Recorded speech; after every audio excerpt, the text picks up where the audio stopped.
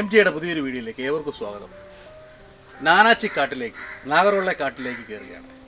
കോട്ടയത്തിൽ നിന്ന് നേരെ തൃശ്ശൂർ, തൃശ്ശൂരിൽ നേരെ പെരിന്തൽമണ്ണ, പെരിന്തൽമണ്ണയിൽ നേരെ തുഷാരഗിരി, തുഷാരഗിരിയിൽ നേരെ മാനന്തവാടി, മാനന്തവാടിയിൽ വന്നിട്ട് കാട്ടിക്കുളത്ത് താമസിച്ച് നമ്മൾ നാനാച്ചിക്കാട്ടിലേക്ക് കയറുകയാണ്. സാധാരണ നമ്മുടെ യാത്രകളെല്ലാം തന്നെ ഈ റൂട്ടിലാണ്. നാനാച്ചി കയറി അതിനുശേഷം കബനിക്ക് പോകുന്നൊരു രീതിയാണ് നമുക്കുള്ളത്. അതല്ലെങ്കിൽ ബന്ദിപ്പൂർ കയറി വീണ്ടും കബനി വന്ന് നാനാച്ചി വഴി നമ്മൾ തിരിച്ചിറങ്ങി പോകുന്നൊരു പതിവാണുള്ളത്. ഏവർക്കും നാനാച്ചിക്കാട്ടിലെ, പച്ചപ്പിൽ നിൽക്കുന്ന നാനാച്ചിക്കാട്ടിലെ പുതിയ കാഴ്ചകളിലേക്ക് ഏവർക്കും സ്വാഗതം.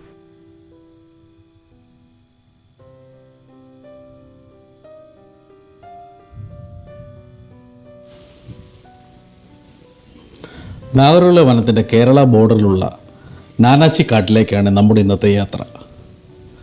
തോൽപ്പെട്ടിയിൽ താമസിച്ച 3 സഫാരികളാണ് നമ്മൾ എടുക്കാൻ ഉദ്ദേശിക്കുന്നത്. അതിലെ ആദ്യ യാത്രയാണ് ഇന്ന്.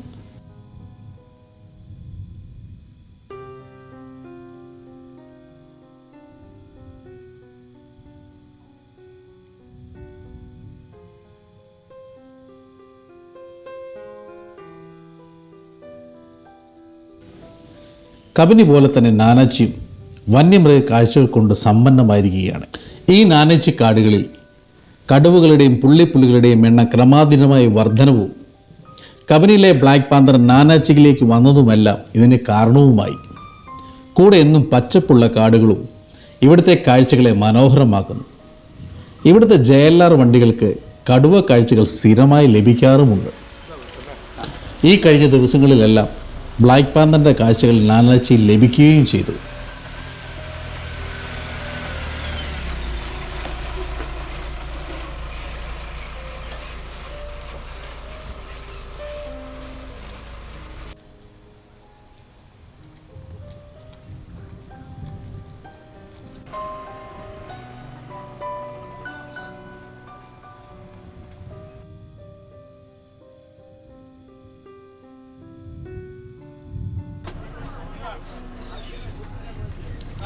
ഈ കാഴ്ചയിലേക്കും ഇവിടുത്തെ പ്രകൃതിയിലേക്കുമൊക്കെ കടക്കുന്നതിനോടൊപ്പം നിങ്ങളുടെ അറിവിലേക്ക് ഇവിടുത്തെ ചില കാര്യങ്ങൾ കൃത്യമായി ഓർമ്മിപ്പിക്കാതെ തരമില്ല.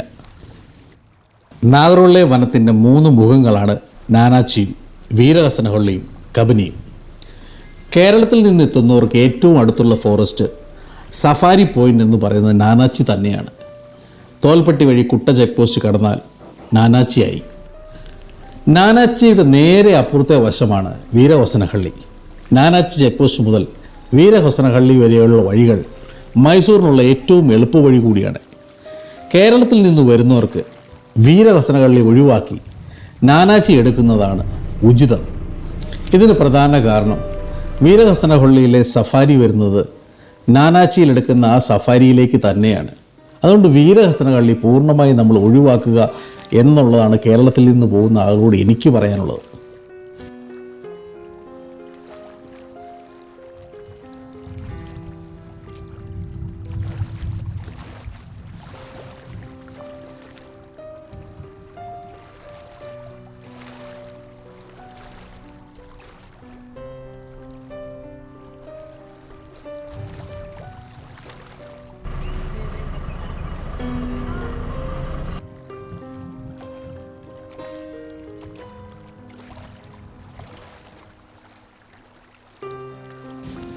നാനാച്ചി സഫാരിക്കായി JLR വണ്ടി ഓൺലൈനിൽ എടുക്കുന്നതാണ് സൗകര്യപ്രദം. സഫാരി ജീപ്പുകൾ ഒഴിവുണ്ടെങ്കിൽ മാത്രമാണ് ടിക്കറ്റ് കൗണ്ടറിൽ നിന്ന് നമുക്ക് ടിക്കറ്റ് ലഭിക്കുകയുള്ളൂ. നമ്മളെടുത്തത് ബസ് സഫാരിയാണ്.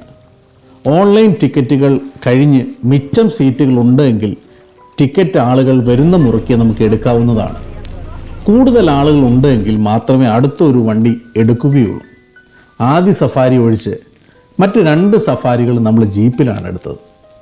പച്ചപ്പിലേക്കുള്ള ആദ്യ സഫാരിയുടെ കാഴ്ചകളാണ് നിങ്ങൾക്ക് മുമ്പിലുള്ളത്.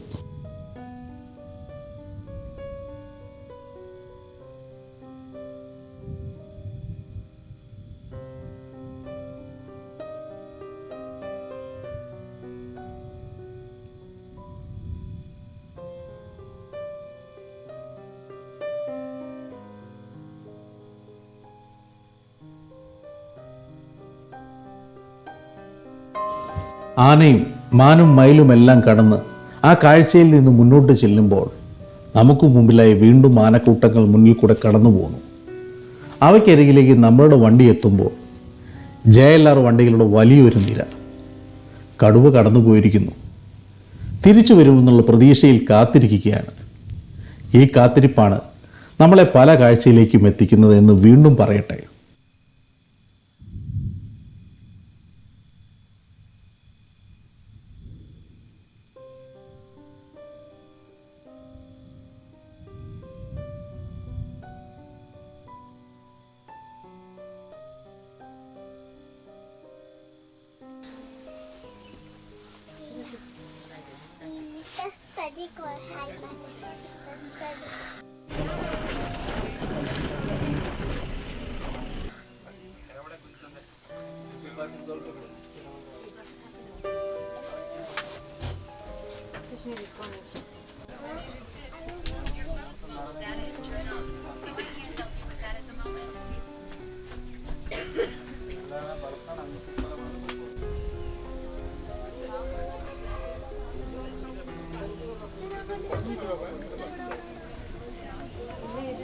രണ്ടര മണിക്കൂറുള്ള സഫാരി എത്ര പെട്ടെന്നാണ് കടന്നു പോകുന്നത് നമ്മൾ അറിയുന്നുമില്ല.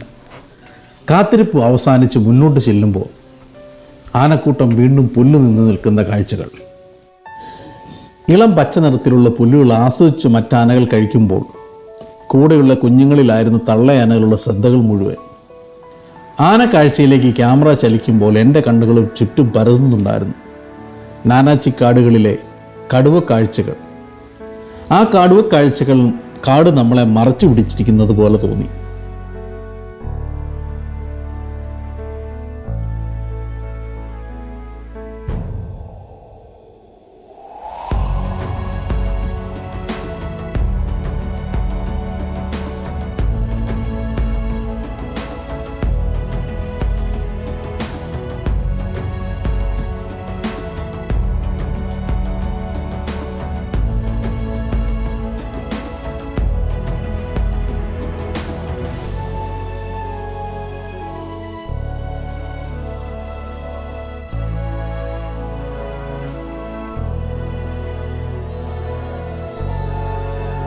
വീണ്ടും സൂര്യപ്രകാശത്തിൽ ആൺമയിലിൻ്റെ മനോഹരമായ കാഴ്ചകളും പകർത്തി നിൽക്കുമ്പോൾ ഈ സഫാരിയുടെ സമയം കഴിയാറായിരുന്നു.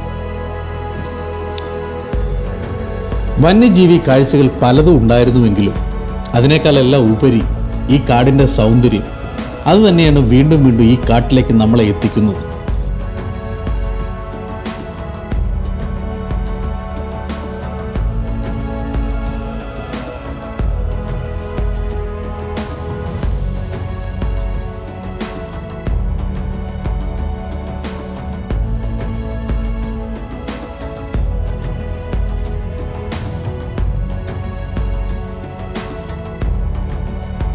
പച്ചപ്പിൽ കുളിച്ചു നിൽക്കുന്ന നാഗർവെള്ളെ കാടിൻ്റെ ഒരു മുഖത്തു നിന്നും മടങ്ങുകയാണ്.